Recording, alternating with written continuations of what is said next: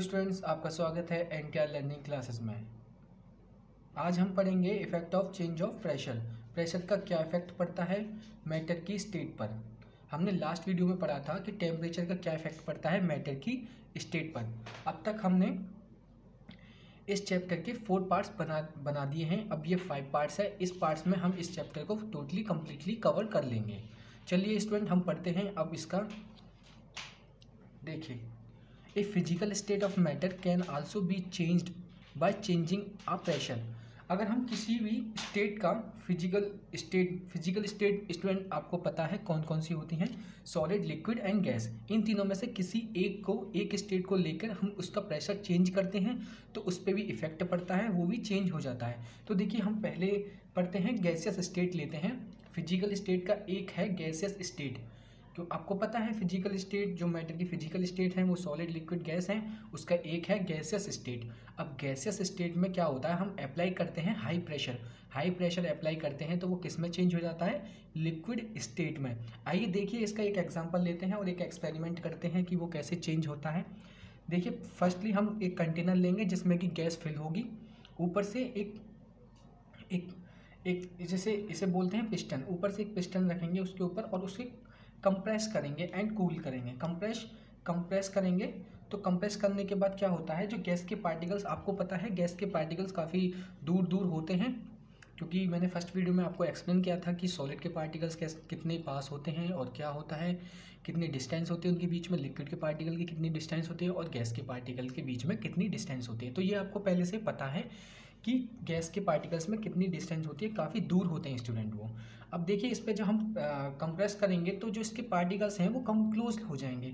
अब क्लोज होने के बाद फिर अगेन हम उस पर प्रेस करेंगे, उसको तब तक प्रेस करेंगे तब तक कि वो गैस हमारी कन्वर्ट नहीं हो जाए किसमें, लिक्विफाइड, मतलब लिक्विड में जब तक कन्वर्ट नहीं हो जाए तब तक हम उसको कंप्रेस करते रहेंगे।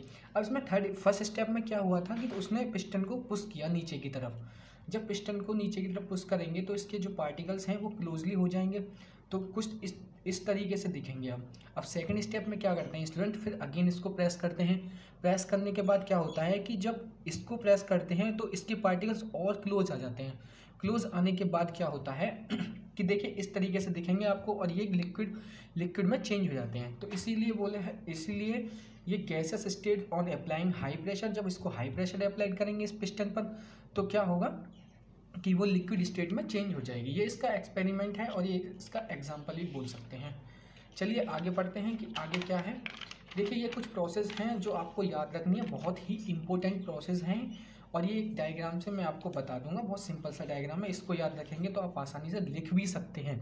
देखिए, सॉलिड जब लिक्विड में चेंज होता है तो उसको क्या बोलते हैं स्टूडेंट, मेल्टिंग बोलते हैं। तो आप इसकी डेफिनेशन भी लिख सकते हैं, when the solid state change into the liquid state this process is known as melting, ऐसे लिख सकते हैं। और जब क्या होता है स्टूडेंट, सॉलिड लिक्विड को क्या बोलते हैं, मेल्टिंग। इसको आप डेफिनेशन भी लिख सकते हैं, मैंने जैसे आपको अभी बताया था। अब लिक्विड पे चलते हैं। अब लिक्विड जब चेंज होता है गैस में तो इस प्रोसेस को क्या बोलते हैं, बॉइलिंग। तो आप ऐसे भी लिख सकते हैं, when the liquid state change into the gaseous state this process is known as boiling. अब सेकेंडली इसको बॉइलिंग को हम क्या बोल सकते हैं, इवेपोरेशन। क्या बोल सकते हैं स्टूडेंट, इवेपोरेशन। अब थर्ड चलते हैं गैस के पास। जब गैस कन्वर्ट होती है हमारी सॉलिड में, जब गैस कन्वर्ट सॉलिड में होती है तो इसको क्या बोलते हैं, सब्लिमेशन। क्या बोलते हैं स्टूडेंट, सब्लिमेशन। और सॉलिड जब कन्वर्ट होता है गैस में तो इसको भी सब्लिमेशन बोलते हैं। दोनों का रिवर्स को एक ही प्रोसेस में होता है जिसको बोलते हैं हम सब्लिमेशन। इसमें क्या होता है कि डायरेक्टली गैस में चेंज हो जाता है और गैस डायरेक्टली सॉलिड में चेंज होती है, बीच का मीडियम लिक्विड नहीं होता, तो इसलिए इस प्रोसेस को क्या बोलते हैं, सब्लिमेशन। तो इसको हम डेफिनेशन ऐसे भी कर सकते हैं, when the solid state directly convert into the gases state this process is known as sublimation. Okay student, ये डेफिनेशन आप बना सकते हो इसी डायग्राम से। अब देखिए क्या होता है, लिक्विड जैसे हमारा सॉलिड गैस में चेंज हुआ तो सब्लिमेशन बोला, और गैस लिक्विड में सॉलिड में चेंज हुई तो क्या हुआ, सब्लिमेशन हुआ। अब सॉलिड क्या होगा, अब सॉरी लिक्विड, अब गैस का क्या होगा, गैस हमारी जब लिक्विड में चेंज होगी तो इसको क्या बोलेंगे हम, कंडेंसेशन। क्या बोलेंगे स्टूडेंट, कंडेंसेशन। तो इसकी भी डेफिनेशन आप बना सकते हो, जैसे कि हमने इन सब की बनाई, तो इसकी भी डेफिनेशन आप बना सकते हो। अब हम लिक्विड को लेते हैं। लिक्विड जब चेंज होता है सॉलिड में तो इसको क्या बोलते हैं, फ्रीजिंग। क्या बोलते हैं स्टूडेंट, फ्रीजिंग। ये कौन सा प्रोसेस होता है, फ्रीजिंग। जब लिक्विड सॉलिड में चेंज हो जाता है तो किसको क्या बोलते हैं, इसको फ्रीजिंग बोलते हैं। चलो नेक्स्ट पे चलते हैं। अब आप आसानी से इसकी डेफिनेशन और इस प्रोसेस के नाम याद रख लीजिए इस डायग्राम से, और इसकी डेफिनेशन भी आप बहुत ही ईजिली लिख सकते हैं। चलिए अब आगे चलते हैं। अब टॉपिक हमारे पास आता है इवेपोरेशन। क्या आता है, इवेपोरेशन। इवेपोरेशन की अब पहले फर्स्टली हम डेफिनेशन पढ़ेंगे। देखिए, the process of a liquid changing into vapour और gas even blow it boiling point is called a evaporation. देखिए क्या होता है स्टूडेंट कि जो इवेपोरेशन में क्या होता है, जो लिक्विड होता है हमारा वो जो वेपर्स में चेंज हो जाता है, और vapours it means gas. Gas में चेंज होने को क्या बोलते हैं हमारा, हम उसको क्या बोलते हैं, इवेपोरेशन। अच्छा, जिस पॉइंट पर वो लिक्विड हमारा गैस में चेंज हो रहा है, जिस पॉइंट पर, उस पॉइंट को हम क्या बोलेंगे, boiling point of the liquid. Boiling point of the liquid. जैसे कि हम ले लेते हैं कोई भी एक लिक्विड, एक वाटर ले लेते हैं। अच्छा, उस वाटर का हम बोलेंगे कि इसका बॉइलिंग पॉइंट क्या है।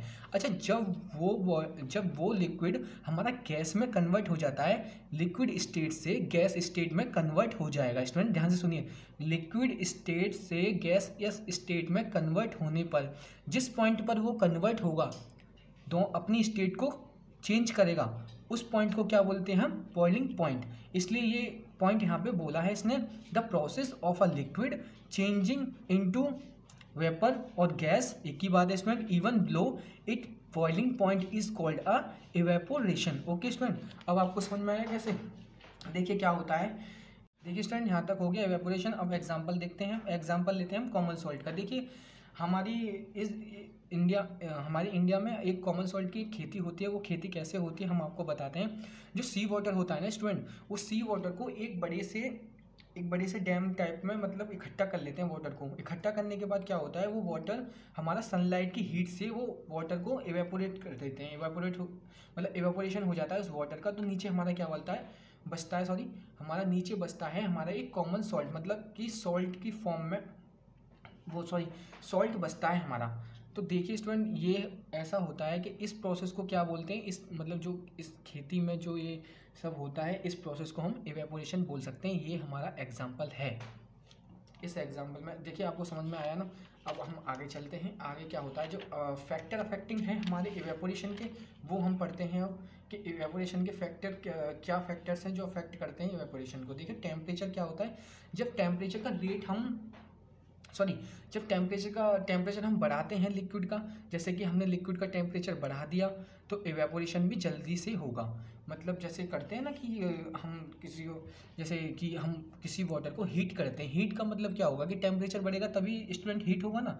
जब वाटर को हम हीट करते हैं तो वो इवेपोरेट होता है, उसमें से भाप निकलती है। आपने देखा होगा पानी हम गर्म करते हैं उसमें से भाप निकलती है, उसी को क्या बोलते हैं हम, इवेपोरेशन। क्या हो रहा है, इवेपोरेशन हो रहा है। किसका इवेपोरेशन हो रहा है, जब हम हीट किसको दे रहे हैं, वाटर को, तो वाटर का ही इवेपोरेशन हो रहा है ना वो। तो इसलिए हम बोलते हैं कि द रेट ऑफ चेंज, जैसे कि हम टेम्परेचर अब उसको आग को और बढ़ा कर देंगे तो जल्दी जल्दी उसमें से भाप निकलेगी।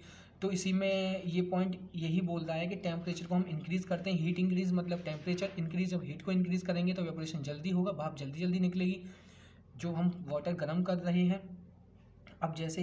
अब वैसे ही ये होता है कि जब हम टेम्परेचर को इंक्रीज़ करते हैं स्टूडेंट, उसका रेट ऑफ इवेपोरेशन भी इंक्रीज़ हो जाता है। ठीक है। अब हम सेकेंडली चलते हैं surface area of a liquid का सरफेस एरिया क्या इफेक्ट डालता है इवेपोरेशन पे, इवेपोरेशन प्रोसेस पे। देखिए the rate of evaporation increase, उसका रेट होता है ना इवेपोरेशन का, वो इंक्रीज़ हो जाता है। कब इंक्रीज़ होता है, on increasing a surface area of a liquid. देखिए क्या होता है कि रेट इंक्रीज हो गई, जैसे कि अगर हम किसी भी वाटर को एक गिलास में भर के रख देते हैं, ठीक है स्टूडेंट। अब जैसे आपने नॉर्मली क्या होता है कि जहाँ पे सनलाइट आ रही है वहाँ पे आप नॉर्मली गिलास में भर के वाटर रख दीजिए, ठीक है। और एक वहीं की साइड, उसी की साइड में एक बाउल ऐसा लीजिए जो हमारा एरिया ज़्यादा हो उस बाउल का, मतलब गिलास का एरिया इतना होगा, और एक बाउल ऐसा लीजिए जिसका ऐसा एरिया हो, मतलब ज़्यादा एरिया हो, उसमें वाटर भरिए। तो आप देखेंगे कि इवेपोरेशन दोनों सेम टाइम पे रखिए सनलाइट में, इवेपोरेशन जो वाटर का सेम मेजरमेंट वाटर का मेजरमेंट करके सेम दोनों में सेम मेजरमेंट का वाटर डालिए, तो आप देखेंगे जो जिसका एरिया सरफेस एरिया जिसका ज़्यादा है उसमें वेपोरेशन जल्दी हो जाएगा, उसमें वाटर जल्दी ख़त्म हो जाएगा in comparison to glass water के। ओके स्टूडेंट, अब आपको समझ में आया ना कि इवेपोरेशन जो सरफेस एरिया पे कैसे डिपेंड करता है। तो जैसे कि सरफेस एरिया हम बढ़ा देंगे लिक्विड का तो उसका इवेपोरेशन भी इंक्रीज हो जाएगा। अब देखिए ह्यूमिडिटी ऑफ एयर, देखिए इसमें क्या हुआ है, when the humidity of air is low, जब एयर की ह्यूमिडिटी लो होती है then the rate of evaporation is high. देखिए क्या होता है कि ह्यूमिडिटी से मतलब है कि जो हमारा एयर में जो ये जो एयर में जो मॉइस्चर होता है ना, मॉइस्चर जो पानी टाइप्स का जो मॉइस्चर होता है अगर वो कम होता है तो उसका एवेपोरेशन जल्दी होता है। तो देखिए ह्यूमिडिटी कब कम होती है, हमारे दो सीजन होते हैं समर एंड विंटर, तो विंटर में क्या होता है ह्यूमिडिटी ज़्यादा होती है, जब इसीलिए तो विंटर में क्या होता है कि कपड़े बहुत देर में सूखते हैं, और जो गर्मी समर होती हैं उनमें ह्यूमिडिटी कम होती है। ह्यूमिडिटी कम होती है तो क्या होता है, एयर के अंदर ह्यूमिडिटी कम होती है तो क्या होता है स्टूडेंट कि जो इवेपोरेशन होता है वो जल्दी होता है। तो जैसे कि कपड़े गीले होते हैं तो कपड़ों में से मतलब कपड़े जल्दी सूख जाते हैं हमारे समर्स में इन कंपैरिजन टू विंटर। तो ह्यूमिडिटी अगर कम होगी एयर के अंदर तो हमारा इवेपोरेशन जल्दी होगा, क्या होगा, लिक्विड का इवेपोरेशन फास्ट होगा। देखिए ये समझ में अगर नहीं आया आपको तो आप कमेंट कर दीजिए। और हम आगे चलते हैं हमारे अपने विंड स्पीड पर। विंड स्पीड जो है वो क्या अफेक्ट डालती है इवेपोरेशन पे, वो हम पढ़ते हैं। The rate of evaporation of a liquid increase with increasing wind speed. देखिए क्या होता है कि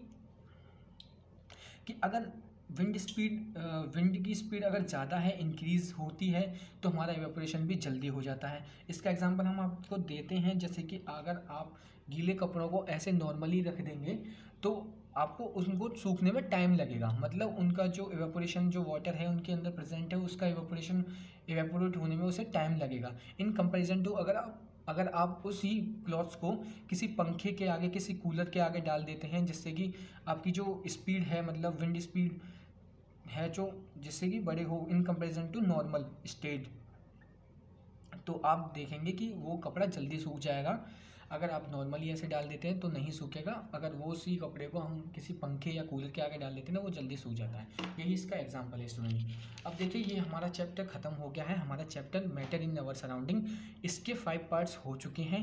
अगर आपने पहले first second third and fourth part नहीं देखे हैं तो पहले उन्हें देखिए, तभी आपको ये पार्ट समझ में आएगा स्टूडेंट। और देखिए हम आपको कुछ क्वेश्चन देते हैं इस पार्ट्स के। देखिए आपको कुछ क्वेश्चन करने हैं, क्वेश्चन कैसे करने हैं हम आपको बता देंगे। और इनके आंसर जो हैं अगर आप इन क्वेश्चनों को कर लेते हैं तो हमारे टेलीग्राम चैनल पर अपने आंसर भेजिए। टेलीग्राम चैनल का हम अपना लिंक इस वीडियो में डाल देंगे, आपको मिल जाएगा, वहाँ पे आप अपने आंसर भी भेज सकते हैं और हम जो आंसर इन क्वेश्चनों के देंगे उसकी पीडीएफ हम आपको उसी में प्रोवाइड करा देंगे, वहाँ से आप पीडीएफ देख सकते हैं, इनके आंसर भी देख सकते हैं। और ये आपका क्वेश्चन है, देखो क्वेश्चन नंबर 1 देखिए, what do you mean by the word of matter and what it's SI unit. देखो मैटर क्या होता है ये बताना है, मैटर वर्ड से आप क्या समझते हैं ये बताना है, और इसकी एसआई यूनिट बतानी है। What is characteristics of particles of matter, particle की कैरेक्टरिस्टिक्स बतानी है मैटर के। अब चलते हैं हम क्वेश्चन नंबर 3 पर। इसमें बोल रहा है कि क्लासिफिकेशन ऑफ मैटर, मैटर का क्लासिफिकेशन करना है, state of matter, physical classification of, और स्टेट फिजिकल क्लासिफिकेशन करना है इसका मैटर का। अब देखिए क्वेश्चन नंबर 4 क्या बोल रहा है, why the sponge A solid, ये स्पंज जो है वो सॉलिड क्यों है ये बताना है हमको। Draw a figure solid liquid and gas, figure बनाना है सॉलिड लिक्विड एंड गैस के पार्टिकल्स के बीच में जो डिफरेंस है वो वाला फिगर बनाना है आपको, जो मैंने आपको बताया था स्टूडेंट। ओके स्टूडेंट, अब चलते हैं क्वेश्चन नंबर 6 पर। क्वेश्चन नंबर 6 देखिए क्या कह रहा है, what is the liquid and it's properties, liquid के बारे में हमें बताना है और उसकी प्रॉपर्टीज़ के बारे में बताना है, और एक्सेप्शनल केस अगर हों उसके अंदर तो वो भी बताना है। और अब आगे चलते हैं, आगे देखिए क्या है, आगे जो क्वेश्चन है वो क्वेश्चन हम आपको बताते हैं।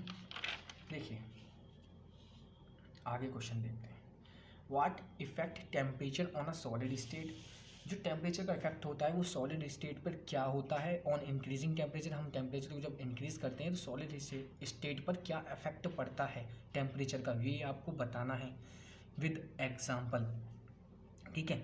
अब आपको बताना है question number 8, right the process about melting.